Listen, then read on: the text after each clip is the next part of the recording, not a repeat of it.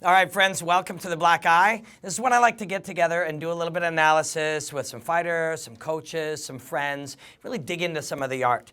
And I'm really excited to have a great coach and a great friend. He is the boxing coach of Frank Mir and Hulaton and UFC prospect Alex Ricci down in Las Vegas. When I'm down there, I like to train with him.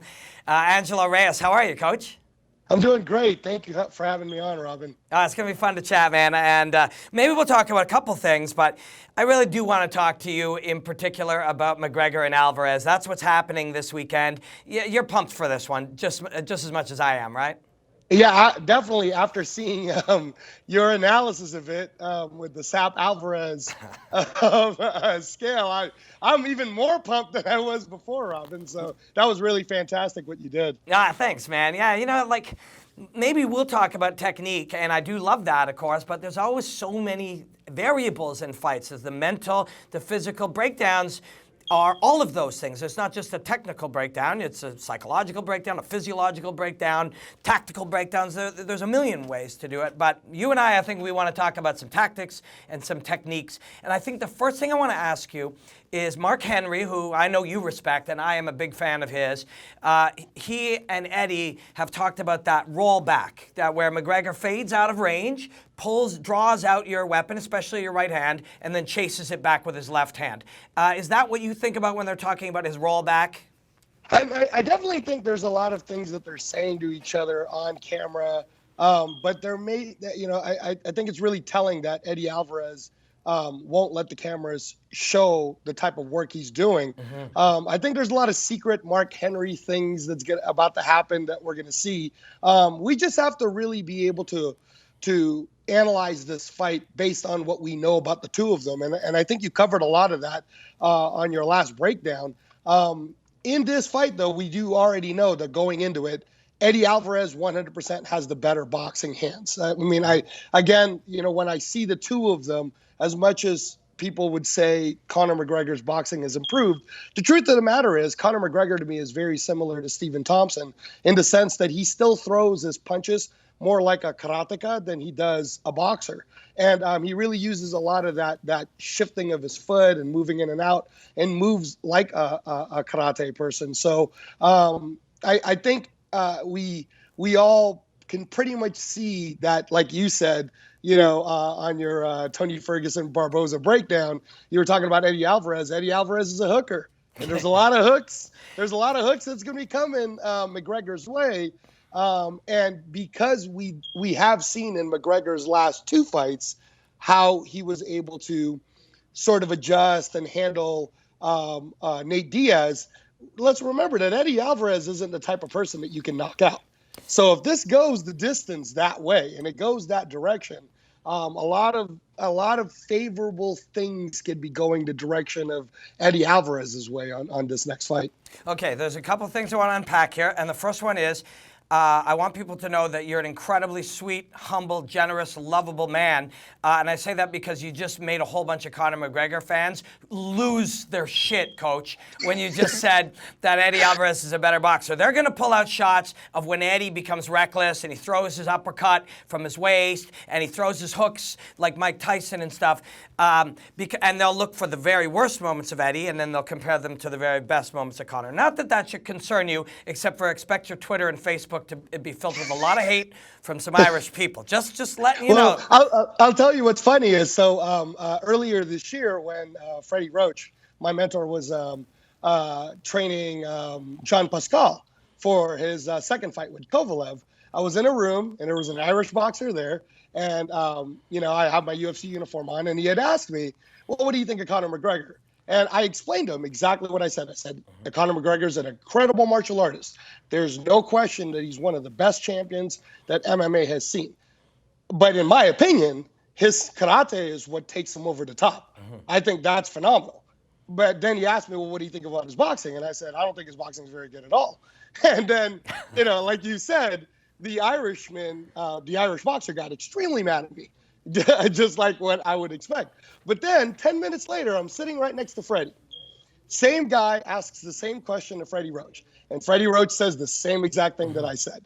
So if Freddie Roach is saying his boxing isn't that good, and we're talking about one of the greatest boxing professors of our generation, then I think I might have a little bit of credibility when I say that Conor McGregor's boxing isn't really as good as Eddie Alvarez's boxing. Okay, fair. And I also want to talk about another aspect. When you say that, yes, boxing is a key part of what you teach and your love of the martial arts. But I worked with you in Vegas, and I look at the work you've done with Frank Mir and now with Alex, and you actually shaped your boxing techniques via Freddie and some other mentors that you had, but built it upon your karate background. So when you say somebody wins with karate, you're saying it in a very admiring and from a point of expertise.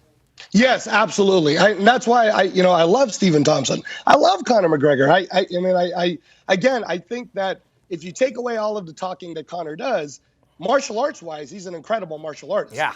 This is just one of those fights that when I've been asked about it, it is very 50-50 to me, because Eddie Alvarez is just like what you said, on your Sapp-Alvarez scale. Mm-hmm. It's his willingness to kind of step back now from the risk reward ratio that he does that's actually turned him into a champion. Uh-huh. So I'm actually wondering, will Eddie Alvarez, with all the preparation he's doing, will he be able to control himself in the sense that he's fighting in New York for the first time? Will he just go out there and make a mistake the same way Aldo made and let someone like Conor McGregor then capitalize on it, because Conor hits very hard? Or will we actually see the tactics of Mark Henry and Eddie being able to play a very controlled game and attack in certain spots and use his wrestling to complement his hooking, as you were saying? Yeah, that dirty hooker, Eddie Alvarez. He's one of the few people that when I pull back analyzing the footwork or the head movement or the timing or the distance or the range or any of these variables, and I just sit back as a fan, he's one of the few people that I admire and cheer for and fan out about as much as McGregor. So I love how it's going to take shape. I won't really be cheering for anyone, and that's the only time ever with either of these guys that's been the case.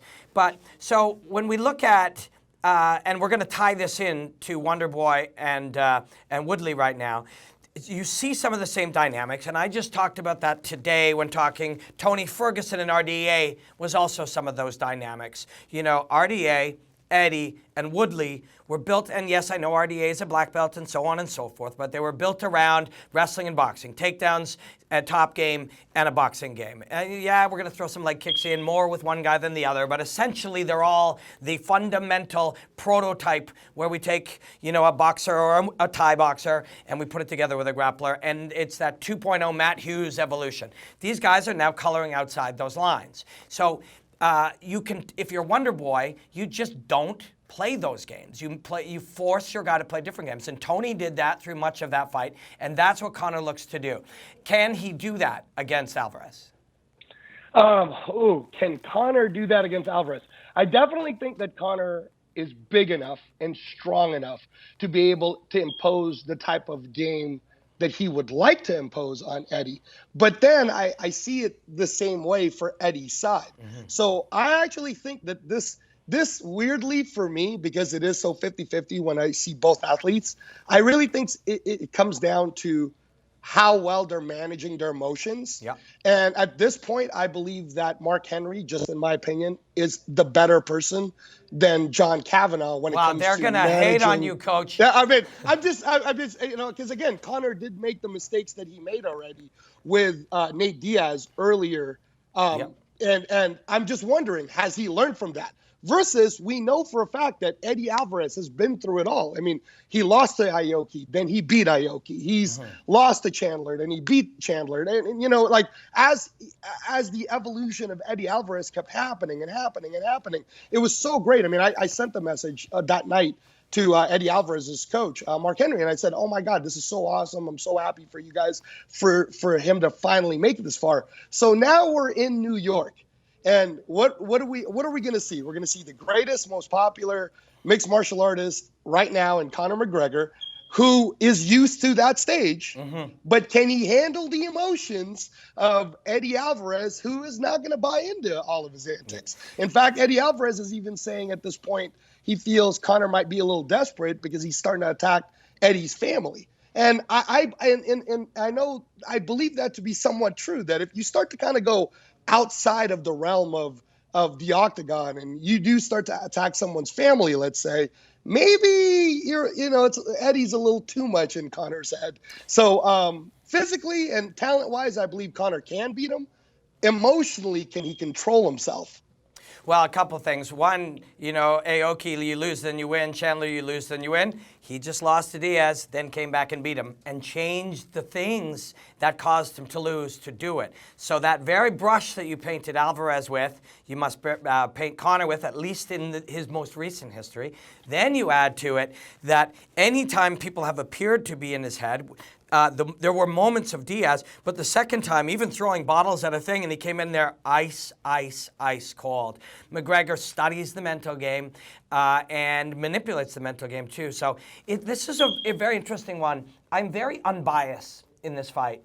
Me too. Because of my literal fandom of both of these men. So it's allowing me to see in each other, these similar traits. I mean, it's undeniable the mental strength of McGregor when he faced Aldo through the entire ride of that. It's undeniable when he came back and beat the man who already beat him and shamed him in that last one. So his mental strength is undeniable. And then you have the man that I named the Sapp-Alvarez scale after because of that. So, I would say had McGregor never fought Diaz, these things that you're talking about, mentality and emotions and stuff like that, I would say somebody was going to beat McGregor that way. But because he had the Diaz experience, I think he's more prepared for that now than ever before. I 100% agree with you again, Robin, on this too. And I'm the same way. That's why I keep saying I'm 50-50. And let me just say that I feel like I've been going back and forth on this fight because John Kavanagh's expertise is the jiu-jitsu. Mm-hmm. And because of sometimes when Eddie could get careless with his wrestling, I even thought in my head, I went, you know what? Maybe it's possible that Conor could actually submit Eddie, like as a surprise. But then I started thinking back and I was saying to myself, well, Anthony Pettis is really great at his jiu-jitsu. Mm-hmm. And Eddie Alvarez was able to control it, mm-hmm. So that's why I've been back and forth on this. I've been back mm-hmm. and forth on it. I'm really down the middle, 50-50. I think that it's not so much going to come down to their skill set, mm-hmm. more really than their emotional management, in my opinion. Yeah, and it's going to be very, very cool. We'll circle back to this before we're done, but I want to touch on Wonder Boy and Woodley. So Woodley, again, an amazing athlete, fast twitch muscle, unbelievable anaerobic capacity, and boxer wrestler.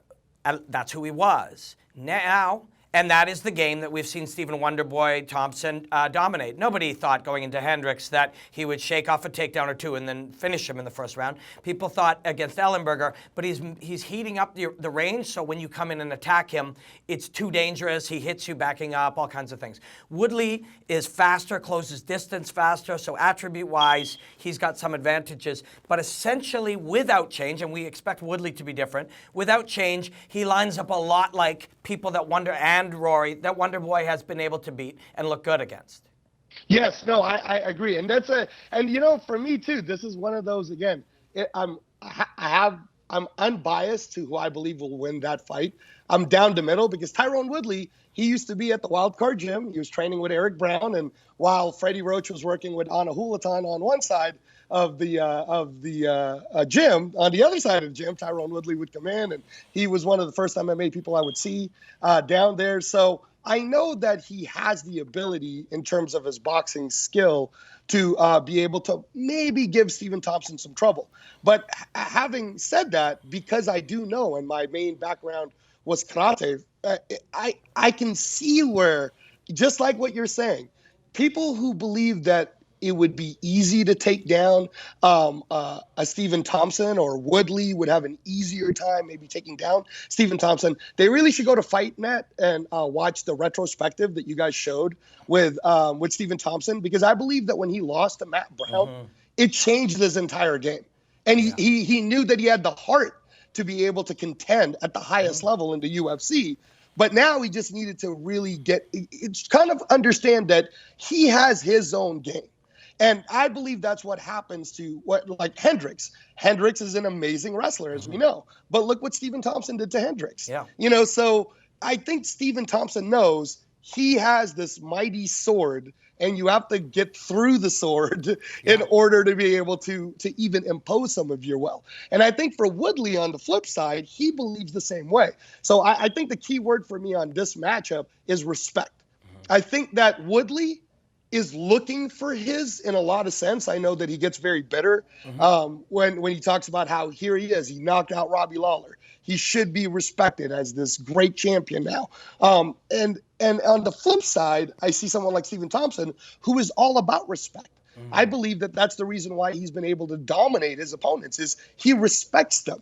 And I believe that here comes again another match where he respects Tyron Woodley. He understands everything that is positive and good about Tyron Woodley. So that might be, you know, why we might see Stephen Thompson dominate a fight like this. But then again, there's power, and you know, Robin, you talked about this. Tyron Woodley with that power. I don't know. You know, if he catches Stephen Thompson once, let's remember that Jake Ellenberger caught Stephen Thompson with a right hand, and Tyron Woodley hits a hell of a lot harder than Ellenberger. So I don't know. Yeah, I don't know. Yeah, it's very true. A lot of these guys, Tony Ferguson gets hit a lot, and you know, if and when Cruz ever gets hit, they're so light on their feet and they're so relaxed that they take it a lot better than these, you know, holding tight in their shoulders kind of boxer wrestlers, old school types. I know when I was working with you, you know, you kept pushing me to relax and loosen up, and I see these guys who are at such elite level, it's so natural to them. But with Woodley, you know, and with Wonder Boy, it's not about the wrestling. And I think if I go quickly to Holly Holm versus Ronda Rousey, people later were like, why didn't Ronda try to take her down? It's like, Ronda was trying to take her down all night. The takedown starts with the closing of distance. The takedown starts with the going from where I am to getting to your hips. But if I move forward 3 feet and you move back 3 feet, I haven't got any closer to you. And maintaining that gap between the two of you is what Wonder Boy does. And you penetrating it is the challenge. And when he maintains that gap and he's at the same distance and he has a weapon ready for you, you run into it. And that's the problem to solve. And that's what Hendricks couldn't solve. Rory could not solve. You know, that's what these guys can't solve. And Matt Brown solved it just with toughness and tenacity and heart. And as you mentioned, Wonder Boy has evolved so that will not be enough anymore. And nobody has yet seen the answer to that. Duke thinks, or, you know, was excited about trying to solve that riddle. We'll have to see what he did. But what if you've got a fighter facing him, or any of these guys who control that space? What do you do? How do you get, as you move forward 4 feet and they move back 4 feet, how do you get them? Yeah, you know, I mean, I know that Duke, he brought in Sage Northcutt to help out with Tyron Woodley, and that's got to help Tyron's confidence. But again, you know, comparing Sage Northcutt as a sparring partner that can emulate Stephen Thompson, it would be like saying, you know, you're bringing in somebody to try to emulate Floyd Mayweather. You know, it's just Stephen Thompson was 57-0 in the style that he's been fighting.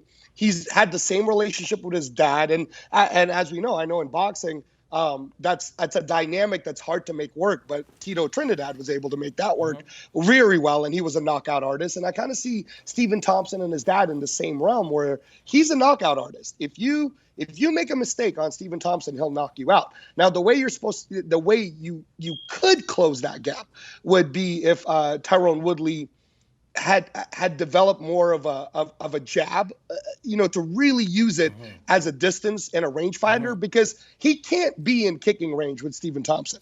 And we know that Stephen Thompson is very comfortable with being able to use his angles and circle and use his kicks. And let's not forget, Stephen Thompson, he switches left side, he switches right side. So very much like a karate point fighting. And it's funny, when I watch Stephen Thompson, I actually believe that his right hand is his stronger hand.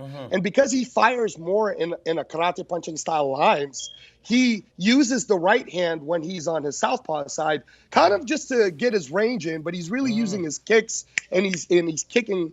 He's using his kicks to set up some of the moves. But whenever he takes the right leg and steps back to orthodox, he has a monster straight right that knocks people down. And when his right hand is forward, he's got a monster side kick, hook kick, and round kick combination, along with that jab from the right. And when he's backwards and you charge in, he drills you. That's also where he throws the spinning kick from more often, is with right hand, right foot back. But hey, man, just as you can analyze, we can analyze that, he has the ability to change all those things. It's what he's tended to do, but it's not what the only things he can do. So it makes it all pretty complicated. But we're running out of time, Coach. What are you most excited to see this weekend in New York? Is it one of those fights? Is it something else? Is it a certain dynamic? What are you pumped for? I'll tell you, I'm definitely super pumped for the two fights we talked about. But I am really excited to see the Joanna Jędrzejczyk versus Karolina Kowalkiewicz fight. Yeah. I think that's going to be a 5-round war. Both ladies aren't exactly a knockdown artists. So I think you're going to see a very high work rate. And you might actually see a little bit of Arturo Gatti, Mickey Ward type of a fight in the two Polish ladies going at each other. So I'm really excited to see that. But up and down the card, this is an amazing card. Everybody should definitely tune in to watch it. I know you'll probably be there, right, Robin? I'm going to be in the studio here, and we'll be, breaking stuff down and stuff from the studio. We got John Pollock down there getting interviews and stuff. But we're out of time, Coach. But you and I are going to stay in touch this week and chat more about it. And I'm sure we'll be texting during the show. Thanks so much for coming on. It was a real pleasure, and I look forward to seeing you next time in Vegas. Thank you so much, Robin. Looking forward to seeing you guys. Cheers. Angelo Reyes, coach for Frank Amir, Alex Ricci, and Anna Hulaton, and many others, and one of my coaches. Thanks again, Coach. Much love, man. Thank you. Thank you.